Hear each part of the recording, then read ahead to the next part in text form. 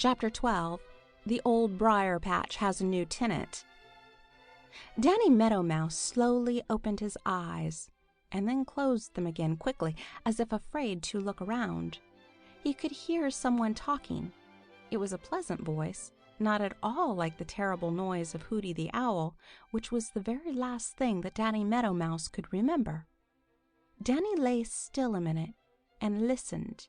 "Why, Danny Meadow Mouse, where in the world did you drop from?" asked the voice.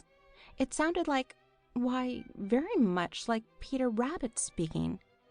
Danny opened his eyes again. It was Peter Rabbit. "Where am I?" asked Danny Meadow Mouse in a very weak and small voice. "In the middle of the dear old briar patch with me," replied Peter Rabbit. "But how did you get here? You seemed to drop right out of the sky." Danny Meadow Mouse shuddered. Suddenly he remembered everything. How Hooty the Owl had caught him in great cruel claws and then carried him through the moonlight across the snow-covered green meadows. How he had felt Hooty's claws slip and then had struggled and kicked and twisted and turned until his coat had torn and he had dropped down, down, down until he had landed in the soft snow and knocked all the breath out of his little body. The very last thing he could remember was Hooty's fierce scream of rage and disappointment. Danny shuddered again.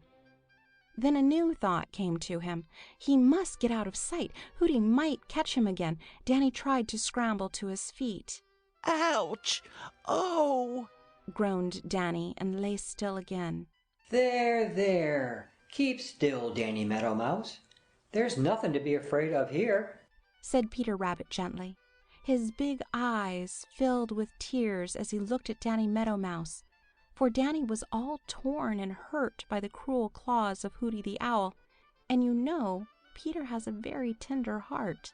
So Danny lay still, and while Peter Rabbit tried to make him comfortable and dress his hurts, he told Peter all about how he had forgotten to watch in the sky, and so had been caught by Hooty the Owl, and all about his terrible ride in Hooty's cruel claws.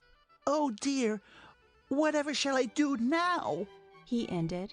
"However shall I get back home to my warm house of grass, my safe little tunnels under the snow, and my little store of seeds in the snug hollow of the old fence post?" Peter Rabbit looked thoughtful. "You can't do it," said he. "You simply can't do it. It is such a long way for a little fellow like you that it wouldn't be safe to try. If you went at night, Hooty the Owl might catch you again. If you tried in daylight, old Roughleg the Hawk would be almost sure to see you. And night or day, old Granny Fox or Reddy Fox might come snooping around, and if they did, they would be sure to catch you. I tell you what, you stay right here. The dear old briar patch is the safest place in the world. Why, just think, here you can come out in broad daylight and laugh at Granny and Reddy Fox and at old Roughleg the Hawk, because the good old brambles will keep them out if they try to get you. You can make just as good tunnels under the snow here as you had there, and there are lots and lots of seeds on the ground to eat. You know I don't care for them myself. I'm lonesome sometimes living here all alone.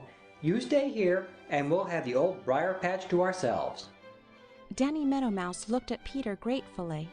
"I will, and thank you ever so much, Peter Rabbit," he said.